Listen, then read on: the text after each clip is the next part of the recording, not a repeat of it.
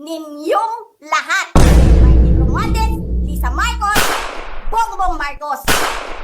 Anong ginawa ko? Binigay ko sa DepEd! Wala ka nga posisyon sa gobyerno, namimigay ka ng pera ng gobyerno eh. Na ninyo, sino ang corrupt? Yung mga congressman na yan na nag-hearing, anong sinasabi nila? Pagkatapos, pag na-off na ang mic, pag wala ng media, pasensya na kayo ha. Kailangan kasi namin ng pera. Mag-eleksyon na kasi. Lisa Marcos, naalala mo?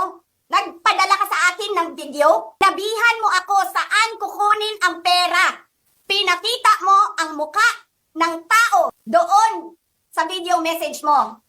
This is she's been working with us for the longest time. We trust her. You sent me written instructions. Millions a month. Anong nakalagay doon sa envelope? DepEd